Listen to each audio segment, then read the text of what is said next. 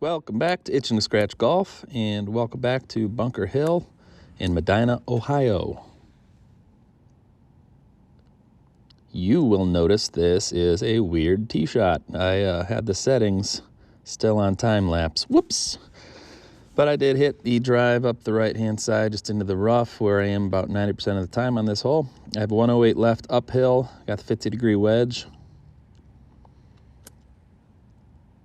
And I juice it. Ooh, there's a big red arrow that the ball drops right beneath.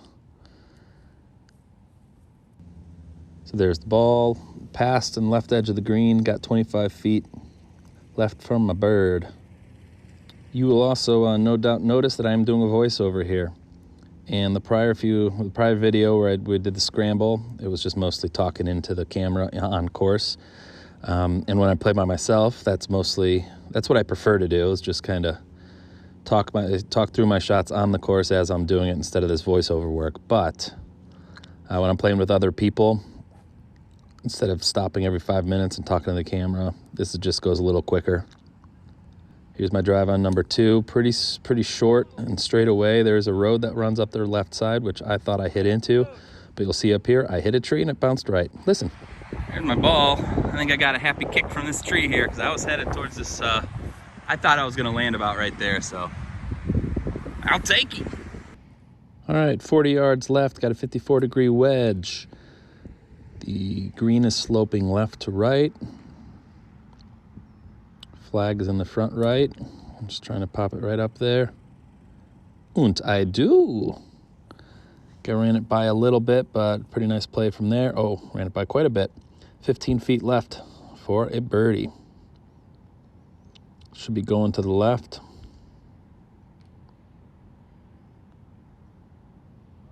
Didn't get it high enough and didn't hit it hard enough.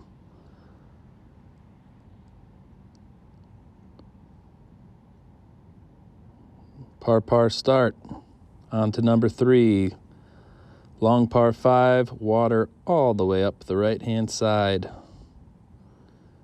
A slicer's nightmare. You may have noticed the last few videos I've done better without, the camera doesn't automatically zoom in. I'm using a different app. But this one I just didn't have properly framed. But I drill this shot. Probably one of the best drives I've ever had on this hole. Just couldn't have been more down the middle.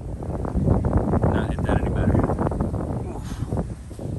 You may have noticed that I cut the audio on the voiceover there so I could hear that sparkling commentary, and there was a ton of wind, so that's another reason why this voiceover is needed on this course vlog.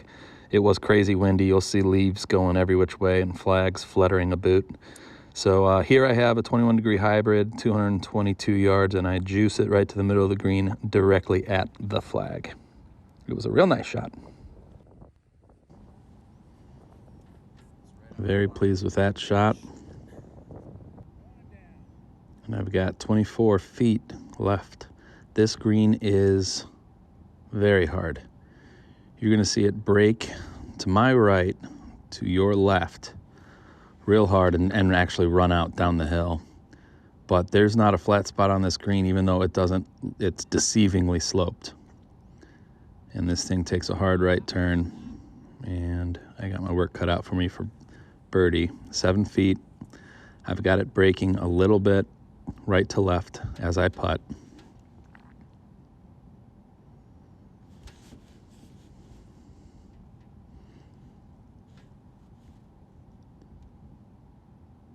And I put a really good roll on it. I mean, that is right where I was aiming, and it didn't break until after it got on the other side of the hole. So, tap in for par.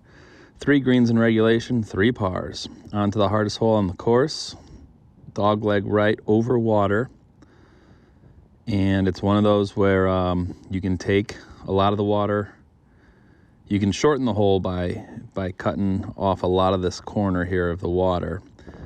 The problem is it's a pretty narrow fairway where you're trying to land it. So if you go a little bit left, you could get through. You go a little bit right, you can find water. So it's risk reward. I risked, and I did not hit a very solid shot. I think this one was toey, and and it did clear the water and almost onto the fairway, so it worked out just fine. I'm back a little bit further than I usually am, but I'm happy with the result. So pretty good position after the tee shot, 156, got an 8 iron. The ball is well below my feet here, and that is a fade lie. The wind is going really hard right to left right here. So I should have just aimed this at the flag and let the wind hold up that fade from the lie, but I played it up the right-hand side, towards the right green, and it stayed right where it was. So probably had a little bit of fade from the lie into the wind, and it stayed right at the right part of the green. 15 feet uphill. Diligently fixing my pitch mark there. See, the flag is a teetering.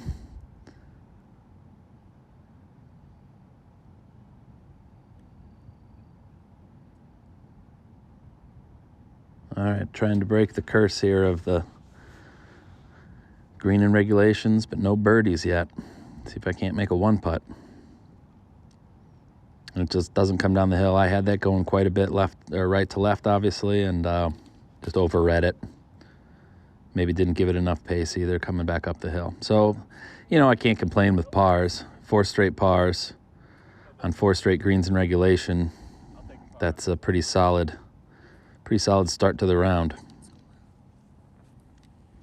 All right, a shorter hole, dog legs left, but there is water to the left. So I never take driver here. This is a 21 hybrid. I'm just trying to hit it out that 220, 230 mark. Maybe draw it a little bit right to left, just start it up the right-hand side and let it draw a little bit. Hopefully it doesn't overdraw into the water.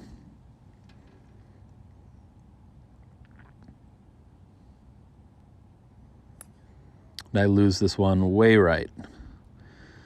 Found some trees, but it did land in a little opening over there. It's not a horrible miss. Definitely better than yoinking it left into the water. I can see the flag, but I can't go straight at it. You can't see from here. You can see the stump of a tree just below the I2S golf ball. It had some branches overhanging to the left, so I had to keep this low and work it right, which I did. I just overcooked it a little bit. Here, listen to me. That long. Well, I shaped it how I wanted, but overcooked it. So it ended up being not long, about pin high, but I did miss it to the right. Got a little pitch off a hill to a downslope on the green. Once it gets on the green, it goes downhill towards that lake. Don't scull it. Oh, good. Popped it up nicely here, and it rolled from where I was standing. I was like, oh, that's going in. But it's got 2 feet to go.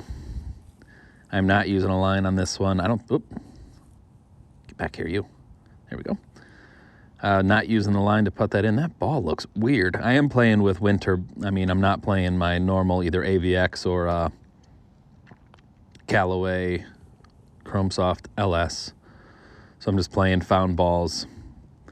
All right, I am taking a 5-wood here. The tee box for the black tees was way over to the left for some reason today.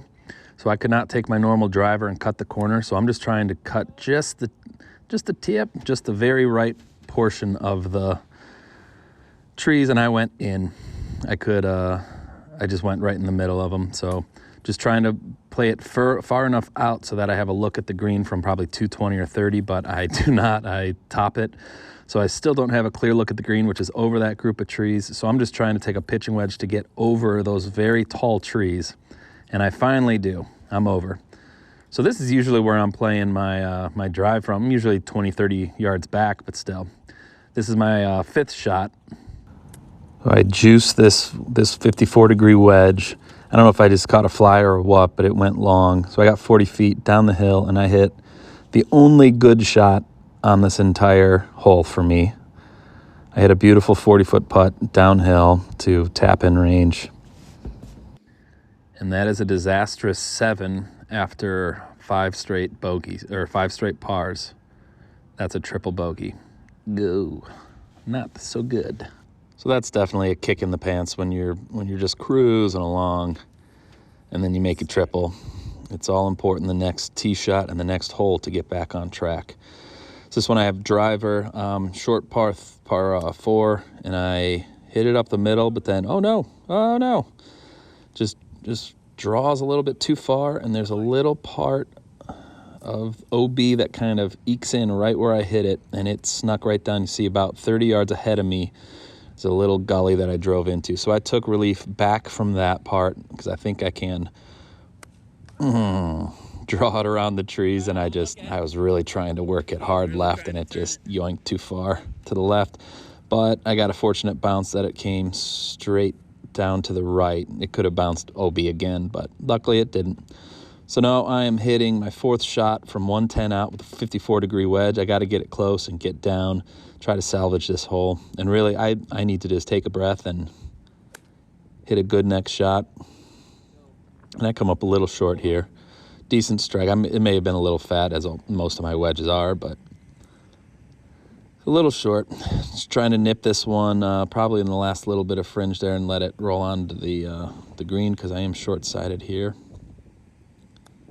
which is precisely what I do. It was a great chip shot from there. Leave myself a very makeable a bogey. Ooh, and I almost miss it low. All right, this is 210-yard par 3, down a valley and back up a giant hill. Overall, the green is maybe a few feet lower than this back tee box, but the green is sloping very hard back to front, and the tees and the pins in the back today. So I juiced a 24-degree hybrid. I thought it was over, and it did hit the back edge, but it just stayed on the fringe, didn't go too far over. So I'm using my 24-degree hybrid again here just to kind of pop it out of the grass and give a little more juice through the fringe, and then it should feed down to the hole because it's downhill. And, ooh, go in. Oh, and it does. I mean, it was a good shot from there. So trying to get up and down, just got 4 feet to go.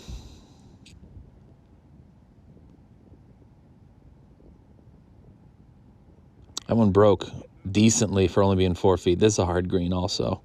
But the good thing about this green is it's all one slope. It's just very obviously sloped back to front.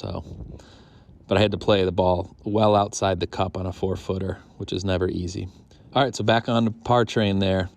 Hole number 9, pretty straight away, a little bit to the right, and I just took a 3-wood off the tee. Not exactly sure why I did that. If I do really juice one, it's downhill, so I can find there's a river that cuts across in front of the green. I think I've driven in it one time, but it's not anything that I need to take a 3-wood at. Maybe I just wasn't confident with my driver after the last hole.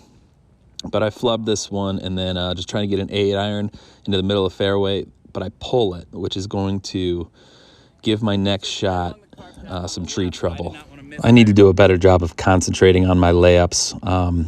I just maybe too much club even, and I pulled it left, and now I've got tree trouble. You see just a few overhanging, scraggly twigs, and I'm trying to work it to the left, and I just hit the tiniest little twig, which sends me shooting down towards this river, and I thought I was in, but luckily I found my ball, and I'm just 60-degree trying to get it up as quick as possible, which I do. So watch this beautiful jump, and thank you, Lee, for the assist. Hey, thanks, Lee.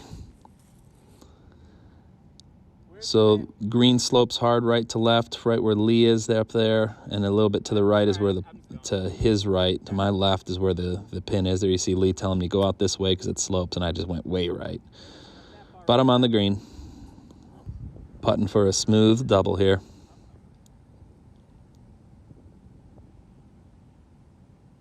Downhill to the left, but I just overread it. Didn't have time to come back to the left.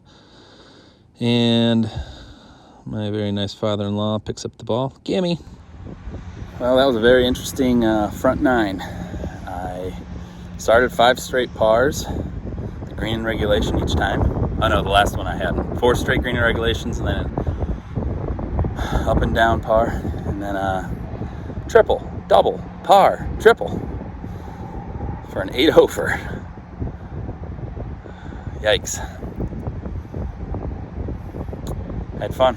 Check in next time when I'm taking on the back 9, a 9 that I demolish every time. We'll see if it happens again. Later. Itching to scratch, go!